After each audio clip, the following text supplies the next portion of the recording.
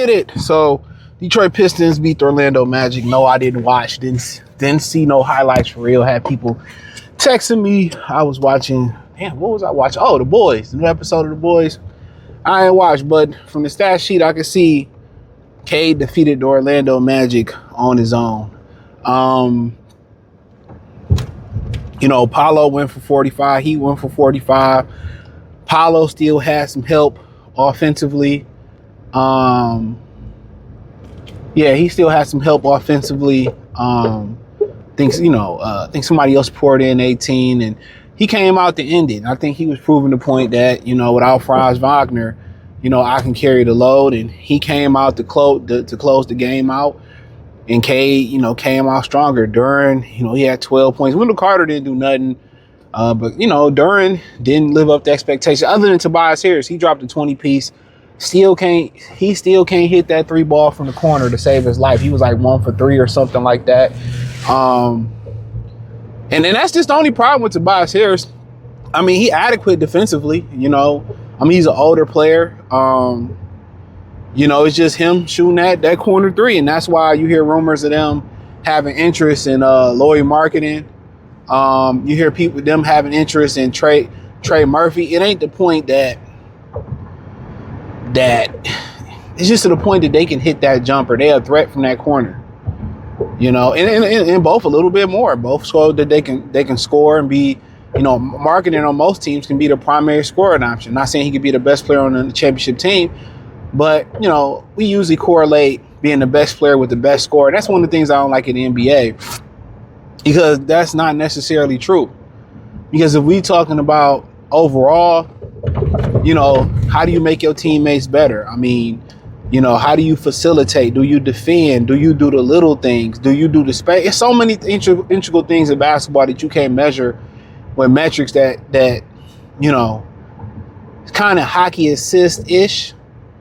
And I think Tobias Harris kind of brings some of those intangibles to that locker room. And like I said, if you bring in a borderline locker room guy that you really don't know, you hear people saying Cam Thomas, or you hear people saying Kyrie Irving, kind of had some issues in the locker room before, or somebody like that. You wanted Tobias Harris there to hold it together. You wanted Tim Hardaway Jr. there, Malik Beasley there. You want guys like that there because they held the team together. You know what I'm saying? They was like the egg and the meatloaf, the egg and the crackers and the meatloaf. You bring anybody that you're not 100% sure how that Kevin Durant, how that fit is gonna be. It's imperative that you keep a Tobias Harris there, and he been stepping up. Really can't nobody really complain about Tobias. He been stepping it up. I mean, his jumper, he ain't just a 3-point shooter, but he been that next best guy, supplementing for what Duren is supposed to be doing. And if Duren did what he's supposed to do, guess what? This series is over with in like 4 or 5 games. That's not even debatable. And I know y'all are measuring it by points. I'm measuring it by defense. At the end of that game 3, when they came back from 17 points down, Duren was the reason that turnaround was happening. He was rebounding, defending the paint. If he just get it together on the defensive side of stuff, and he's just not there. I heard Kenyon Martin say it seemed like the Angel Reese thing got in his head, and shit. Anybody that lived long enough that dealt with women, they can destroy your world. They can destroy your world. That's a fact. And once you figure out that it really ain't that deep, once you figure out that, hey man, you got to move on. Once you figure out that shit, the world don't stop just because you feel a certain type of way, and you figure out female nature, he'll be all right. Trust me, he'll be all right. We all of us that's lived long enough, we've been through shit like this. As long as you fuck with yourself, you believe in yourself, you'll be straight. Ain't no bitch define you, to be honest. As a man, no, you define yourself. You define by the body of work.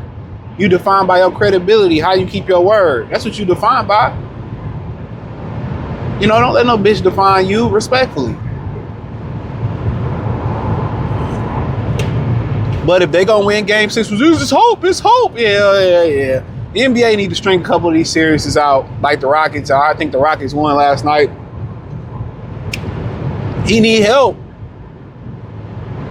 Help gotta be help is on the way. He need help. Big dog need help. That's all. Big dog need help. Him and Tobias, I'm gonna be real. Him and Tobias need help.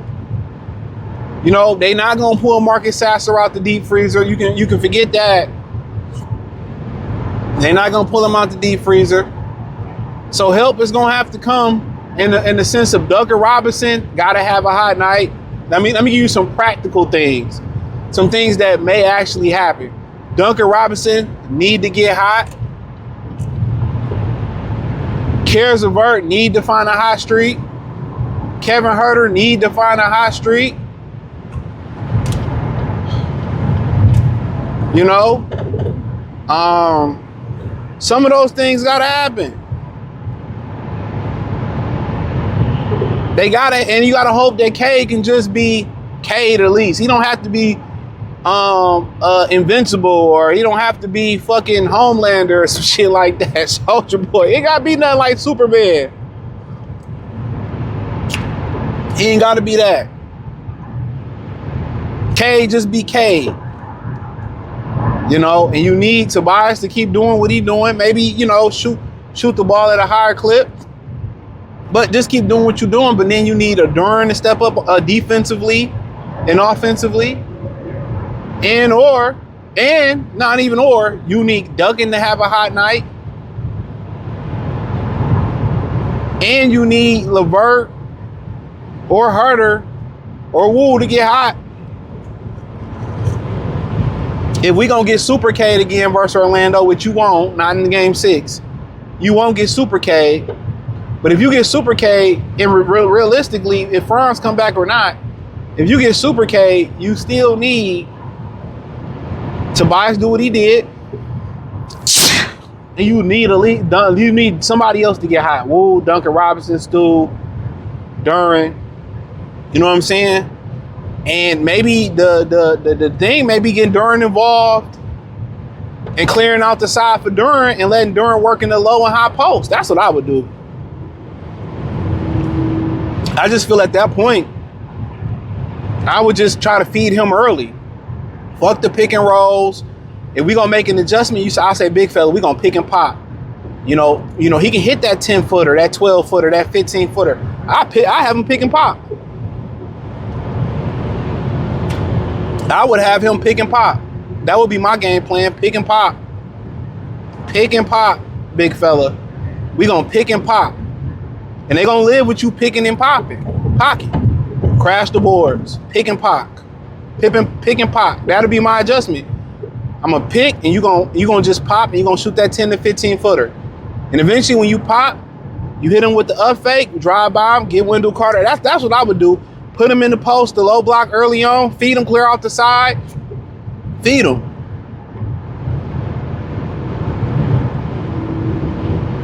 I will feed him.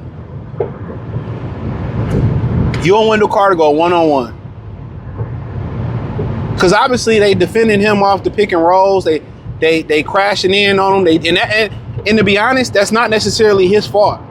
Everybody said, well, defensively he's trash. I mean, offensively, that ain't his fault.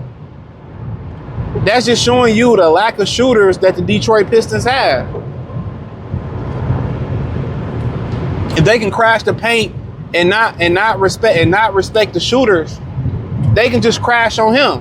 But what if they had to respect the shooters at the three-point line? They can't crash. Either they got to crash and stop Duren from getting the two, or let shooters shoot. And we know in today's day, they're gonna let shooters. They'd rather not let shooters get hot. They'll give it up to Duren. But if I had a game plan coming out in game 6, first 3 or 4 times down the floor, I'm giving it to Duren. High post, a low post, clearing out the side. I let him and Wendell Carter go one-on-one.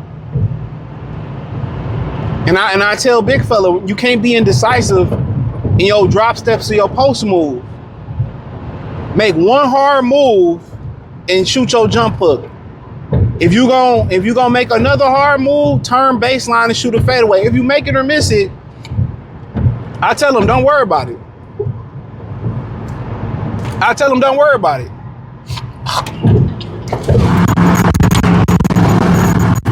I tell him, don't worry about it. Make your move with confidence. When you playing in the post, because guys don't know how to play in the post no more. When you playing in the post, there must be confident moves. Your drop step must be confident. Drop step over the left shoulder with a baby hook in the lane, or if you go baseline with a fadeaway or a hook baseline, it must be confident. If you get the ball kind of like off the block a little bit where you can face up, it must be a decision to be made. Either I'm going to shoot that jumper or I'm going to attack. I'm going to attack I'm going to attack his right shoulder and go in for it. Then once you get into that rhythm from the post, then you can be Akeem Olajuwon and you can start doing counters. That's when you really get in your bag. Whether when you on the post, guess what? I drop step like I'm going over that left shoulder ball, go baseline with a turning gun. You know what I'm saying? Okay, I get it on the block. You know, I kind of shimmy like I'm going off the fadeaway. Guess what? I go for the baby hook, or I go for the turning gun right there. You know, they give me the ball a little bit offset off the block, where I can face up. Guess what? I can jab step, hit the jumper. Next time I get that ball in that position, I can step and blow right by him. Or I can take that step towards the basket, reverse drop step over and go baseline. Man, you know, it's just that you have to establish respect for the first move. And when you make them first moves, you must make them with confidence. So then they start trying to play you for going over the left shoulder, whatever way you drop step, you just fake and go the other way. It's like the post is a beautiful place to play and very efficient. It doesn't cost you much energy, especially today where you can't really scratch and beat up Shaq or beat up Akeem Olajuwon. That's my game plan. The first 3 or 4, I'm turning Duren up. Fuck a alley-oop, I'm going to him on the block. I tell him, make it or miss it, big fella. We're going to ride with you in these first 3, 4, 5 possessions. Make a clear, decisive move. Don't worry about getting fouled. Play through this man's chest. Don't worry about offensive fouls or nothing. Make that move, and we're going to live with it. We're going to live with it. We can't lose confidence, but he need help. But hey, thumbs up the video, share the video, subscribe to the channel. That subscribe button, Cade need help. Hit the notification button. Find me on X, Facebook, Kick, Twitter, wherever I'm at. It's in the link tree. Say find me everywhere. It's the first link in the description. Peace.